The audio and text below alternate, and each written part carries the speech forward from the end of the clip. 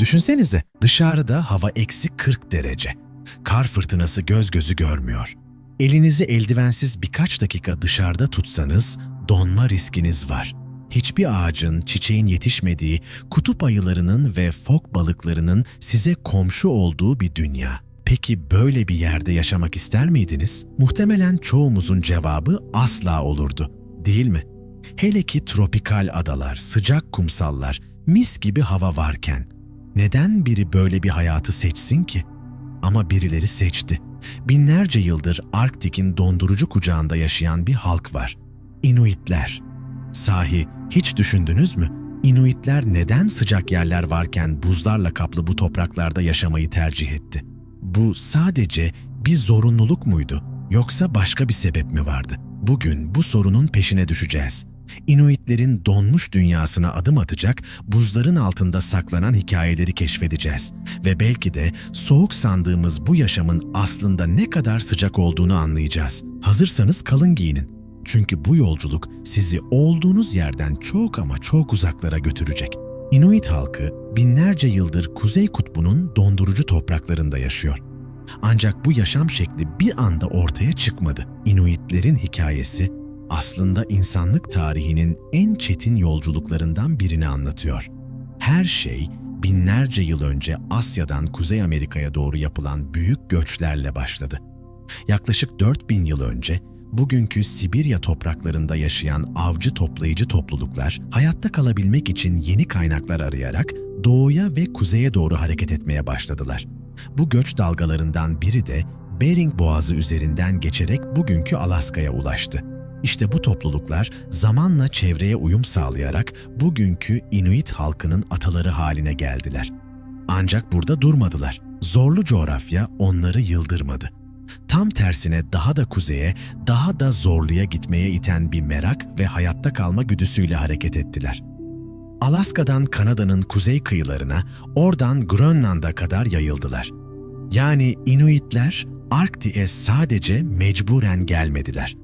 Onlar bu donmuş topraklara adım adım yerleşti. Her adım yeni bir keşif, yeni bir uyum anlamına geliyordu. Ama akla şu soru geliyor: neden durmadılar? Neden daha sıcak, daha bereketli topraklar varken insanlar en zorlu koşullara doğru ilerlesin ki? İşte burada cevap biraz daha derinleşiyor. Inuitlerin ataları için Arktik, boş ve bakir bir kaynak alanıydı. Avlanacak hayvanlar, balık dolu nehirler, insan eli değmemiş geniş araziler vardı. Evet, çok soğuktu ama rekabet yoktu. Diğer kabilelerle çatışma riski düşüktü ve en önemlisi, bu insanlar soğuğa alışkındı. Zaten donmuş topraklardan geliyorlardı.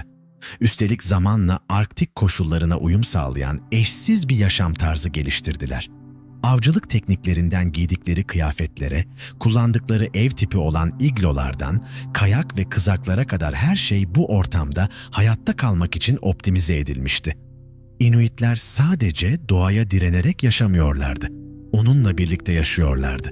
Bu da bizi önemli bir noktaya getiriyor. Inuitler için Arktik bir cehennem değil, evdi. Her nesil bu zorlu coğrafyada doğup büyüdü. Soğuk onların normaliydi.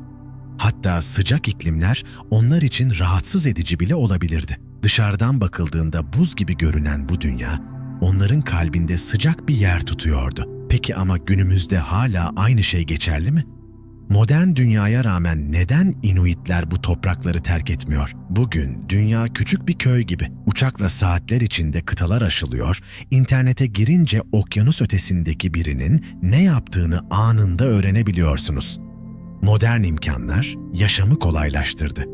Isıtmalı evler, merkezi şehirler, ulaşım ağları, hastaneler, okullar. Peki tüm bu olanaklara rağmen neden Inuitler hala Kuzey Kutbu'ndan ayrılmıyor? İşte bu sorunun cevabı sadece coğrafyada değil, kültürde, kimlikte, hatta ruhta saklı. Inuitler için Arktik sadece bir yaşam alanı değil, onların kimliğinin ta kendisi. Buzlar, karlar, kutup rüzgarları, tüm bunlar dışarıdan bakıldığında tehdit gibi görünüyor olabilir. Ama bir Inuit için bu manzara, çocukluğun geçtiği yer, atalarının yaşadığı toprak, avla dönen yaşam çarkının bir parçası, kısacası ev. Inuitler doğayla derin bir bağ kurarak yaşıyorlar. Her av sadece karın doyurmak için değil, topluluğun birlikteliğini pekiştiren bir ritüel. Her mevsim döngüsü binlerce yıllık bilgiyle okunuyor. Doğayı okumayı bilmek, hayatta kalmakla eşdeğer. Bu yüzden modern dünyadan gelen her yeni teknoloji, her kolaylık onların yaşam tarzına doğrudan entegre olmuyor. Birçok Inuit büyük şehirlere gitmeyi deniyor ama çoğu geri dönüyor. Çünkü şehir hayatı Inuit yaşam felsefesiyle taban tabana zıt. Beton binalar arasında yürümek, trafik gürültüsüne uyanmak, marketten paketli gıdalar almak. Tüm bunlar onlara ait olmayan bir dünyanın parçaları gibi geliyor. Üstelik Inuitlerin bağlı olduğu sadece coğrafya değil, topluluk da çok güçlü bir bağ kurmalarını sağlıyor.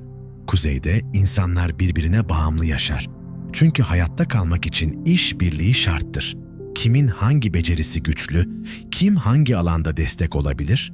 Hepsi bilinir. Kolektif yaşam anlayışı, şehir hayatındaki bireyselleşmeden çok farklıdır. Şehirde insanlar birbirini tanımazken, Arktik köylerinde herkes birbirinin yaşamına dokunur. Ve tabii ki bir diğer büyük neden, kültürel miras. Diller, efsaneler, geleneksel şarkılar, danslar, hikayeler. Tüm bu kültürel unsurlar Arktik'te yaşanarak, orada hissedilerek aktarılır. Bu mirasın başka bir coğrafyada yaşatılması çok zordur. Çünkü her gelenek o toprağın kokusunu, havasını, sesini içinde taşır. Bazı Inuit toplulukları modern imkanları Arktik yaşamına adapte etmeyi seçti. Kar motorları, internet bağlantıları, eğitim olanakları. Ama tüm bunlar Inuitlerin topraklarından kopmalarına neden olmadı. Aksine bu topraklarda daha güçlü kalmaları için birer araç oldu. Bu yüzden neden hala orada yaşıyorlar bir sorusu, dışarıdan bakıldığında basit gibi görünse de içeriden bakıldığında çok derin bir anlam taşıyor. Onlar için bu bir tercih değil, bir varoluş biçimi. Peki, böylesine güçlü bir bağlılık duygusu nasıl oluştu? Şimdi Inuitlerin doğayla olan eşsiz ilişkisine, hayatta kalma stratejilerine ve bu topraklarda nasıl bir denge kurduklarına bakacağız. Arktik, insanın doğaya meydan okuyabileceği bir yer değildir. Orada doğa her zaman galip gelir. İşte bu yüzden Inuitler doğayla savaşmak yerine onunla bir uyum geliştirmiştir. Onlar için doğa bir düşman değil, bir öğretmen, bir rehber, bir dosttur. Bu bakış açısı onların tüm yaşam biçimini şekillendirir. Inuitler doğayı bir kitap gibi okurlar.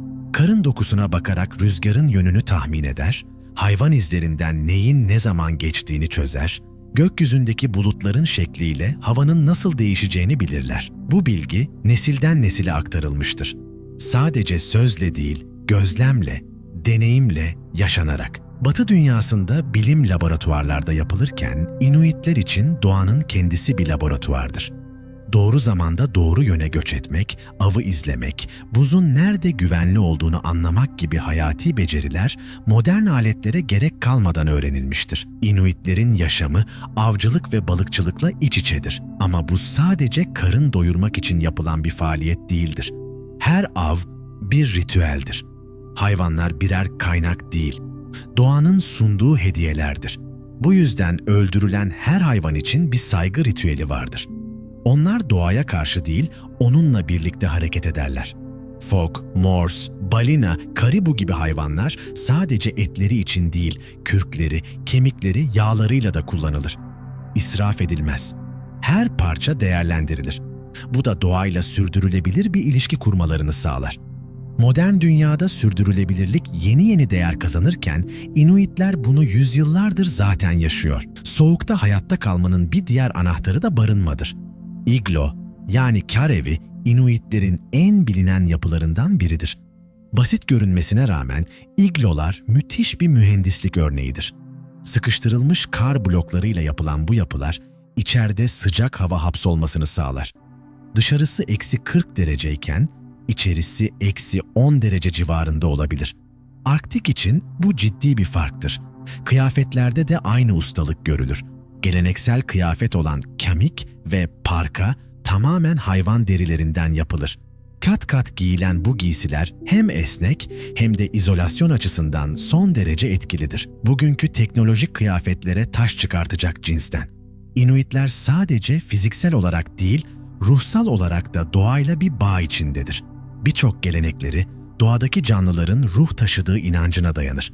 Bu yüzden doğaya saygı göstermek sadece hayatta kalmak için değil, ruhsal denge için de önemlidir. Rüzgarın bir ruhu vardır. Ayının bir bilgeliği, fokun bir öğretisi. Bu ruhsal bağ onları doğaya hükmetmeye değil, onunla birlikte var olmaya iter. Yüzyıllardır Arktik'in dondurucu sessizliğinde sürdürülen yaşam artık eskisi kadar sessiz değil. Buzlar her geçen yıl biraz daha erken eriyor. Avlanma yolları değişiyor, mevsimler kayıyor, hayvanlar göç rotalarını şaşırıyor. Doğanın dili Inuitlerin anlayamayacağı bir şekilde değişmeye başladı. Çünkü dünya artık ısınmaya başladı. İklim değişikliği belki de en fazla Kuzey Kutbu'nu etkiliyor. Bilimsel veriler Arktik'in küresel ortalamadan neredeyse 4 kat daha hızlı ısındığını gösteriyor. Ve bu durum sadece kutup ayılarını ya da deniz buzlarını değil, bu halkın yaşam biçimini de tehdit ediyor. Eskiden buzlar yılın büyük bölümünde kalıcı olurdu. Inuit avcıları kar kızaklarıyla kilometrelerce yol kat eder, fok avına çıkarlardı. Ama artık buzlar o kadar erken çözülüyor ki kızakların yerini motorlu araçlar almak zorunda kalıyor. Bu değişim sadece bir ulaşım tercihi değil, kültürel bir kopuşun da başlangıcı. Buzlar erken eriyince foklar daha farklı bölgelere göç ediyor. Karibuların sayısı azalıyor. Balıklar daha soğuk sulara kaçıyor. Tüm bu değişim Inuitlerin yüzyıllardır süregelen av takvimini alt-üst ediyor. Eskiden hangi hayvanın ne zaman, nerede olacağını bilen bir halk artık tahmin edemediği koşullarda yaşamak zorunda kalıyor. Ve bu sadece doğaya dair bir sorun değil, kültürel bir yok oluş tehlikesi. Genç nesiller artık geleneksel bilgileri öğrenmekte zorlanıyor. Çünkü o bilgiler değişen doğa karşısında geçerliliğini yitiriyor. Dede torununa karın yapısını anlatıyor ama torun o karı hiç görmemiş oluyor. Mevsimler kayınca nesiller arası bilgi akışı da bozuluyor. Ayrıca modern dünyada Inuit topluluklarını başka yönlerden sıkıştırıyor. Bazı bölgelerde madencilik, petrol aramaları ve dış müdahaleler Inuitlerin yaşadığı toprakları tehdit ediyor. Doğal kaynaklar uğruna yapılan bu girişimler Inuitlerin kutsal saydığı av alanlarına zarar verebiliyor. Doğayla uyum içinde yaşayan bir halk için bu sadece çevresel değil, manevi bir yıkım anlamına geliyor. Bir de sosyal etkiler var. Modern dünyanın getirdiği eğitim, medya, internet gibi olanaklar genç Inuitler için çift taraflı bir etki yaratıyor. Bir yandan dünyayla bağlantı kurmalarını sağlarken öte yandan kendi kültürlerinden uzaklaşmalarına da neden olabiliyor. Büyük şehirlere göç eden gençler modern yaşama adapte olmaya çalışırken geleneksel değerleri arkada bırakıyor. Ama bu tabloya rağmen Inuit halkı pes etmiyor. Birçok topluluk kültürlerini korumak için aktif çaba gösteriyor. Geleneksel avcılık yöntemleri belgeleniyor, diller kayıt altına alınıyor, gençler için kültürel kamplar düzenleniyor. Hatta bazı bölgelerde geleneksel bilgi ile modern bilimi birleştirerek doğa gözlemleri yapılmaya başlandı. Inuitler sadece mağdur değil, aynı zamanda çözümün bir parçası olmayı seçiyor. Çünkü onlar biliyor ki doğayı korumak sadece onların değil, tüm insanlığın meselesi. Ve eğer Arktik'teki buzlar erirse sadece kutup değil, dünyanın dengesi de kayar. Peki ya biz? Onların hikayesinden ne öğrenmeliyiz? Inuitlerin yaşam felsefesinden çıkarabileceğimiz dersler neler? Ve bizler, bu dünyayı paylaşan insanlar olarak onların sesine nasıl kulak verebiliriz? Dünyanın en soğuk bölgelerinden birinde binlerce yıldır sürdürülen bir yaşam var. Bu yaşam yalnızca hayatta kalmakla ilgili değil. Aynı zamanda sabırla, dengeyle ve doğaya duyulan derin saygıyla örülmüş bir felsefeye dayanıyor. Bugün Inuitlerin yaşadığı coğrafyaya uzaktan baktığımızda belki sadece buz, kar ve soğuk görüyoruz. Ama o buzların içinde sessiz bir bilgelik yatıyor. Ve bu bilgelik modern dünyanın unuttuğu çok temel bir şeyi hatırlatıyor bize. İnsan doğadan üstün değildir. Inuitler için doğa sahip olunacak, kontrol edilecek ya da fethedilecek bir şey değildir. O beraber yaşanacak bir varlıktır.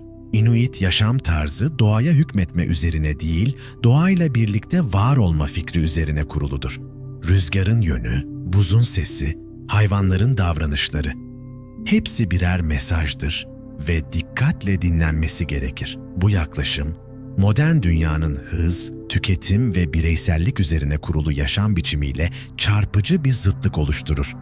Bugün şehirlerde doğayı çoğunlukla arka plana atılmış bir fon olarak görüyoruz. Onu estetik bir manzara, hafta sonu kaçamağı ya da enerji kaynağı olarak algılıyoruz. Ama Inuitler doğayı bir ortak olarak görüyor. Ne fazla, ne eksiği. İşte tam da bu yüzden Inuitlerin yaşam felsefesi hepimize çok şey anlatıyor. İlk olarak sabır kavramı öne çıkıyor. Arktik'te hayatta kalmak için hızlı değil, sabırlı olmak gerekir. Doğru zamanı beklemek, doğanın ritmine uyum sağlamak, acele etmeden yaşamı okumak. Bu sabır sadece avlanmakta değil, ilişkilerde, karar almada ve topluluk içinde de kendini gösterir. İkinci olarak paylaşım. Inuit kültüründe sahip olunan şey kişiye ait değil, topluluğa aittir.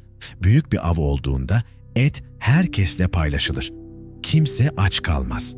Bu paylaşım kültürü bireyin değil, topluluğun güçlü kalmasını sağlar. Modern dünyanın bireyselleşmiş, rekabetçi yapısının aksine burada işbirliği ve yardımlaşma esastır. Üçüncüsü ise uyum. Değişen doğaya karşı direnmeyi değil, ona uyum sağlamayı seçerler. Bu bir teslimiyet değil, bir esneklik ve bilgeliktir. Kar tipi değiştiyse, av zamanı kaydıysa rota yeniden çizilir. Duyarlılık, doğayı dinleyerek hayatta kalmanın anahtarıdır. Ve belki de en önemlisi saygı.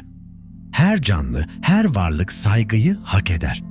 Bir hayvan avlandığında onun ruhuna saygı gösterilir. İsraf etmek yalnızca ahlaki bir sorun değil, doğaya karşı işlenen bir suçtur.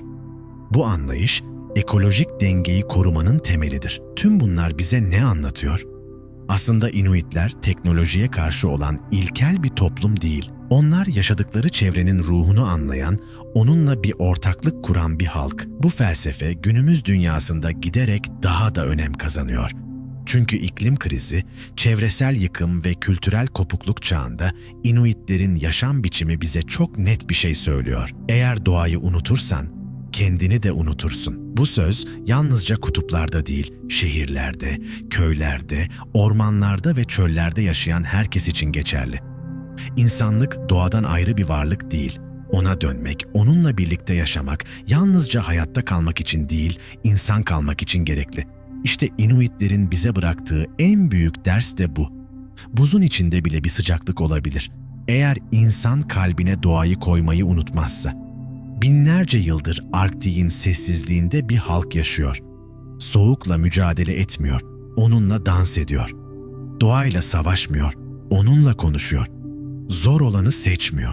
Sadece ait olduğu yeri terk etmiyor. Inuitler neden sıcak yerler varken o buz gibi topraklarda yaşıyor? Çünkü onlar için orası sadece bir coğrafya değil, bir kimlik, bir hafıza, bir yaşam biçimi. Çünkü sıcaklık sadece havada değil, insanın doğayla kurduğu bağda da bulunabilir.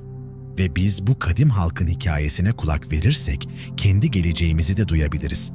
Onlar bize sabrı, paylaşmayı, uyumu ve doğaya duyulan derin saygıyı hatırlatıyor. Bu değerler sadece Arktik'te değil, tüm dünyada yeniden hatırlanmalı. Çünkü dünya doğadan uzaklaştıkça soğuyor. Sadece sıcak iklimlerle değil, anlamla, bağla, hikayeyle ısınıyor. Eğer gerçekten dinlerseniz, buzun bile bir sesi vardır ve belki de o ses bize en çok ihtiyacımız olan şeyi fısıldıyor. Unutma, doğa senin değil, sen doğanınsın.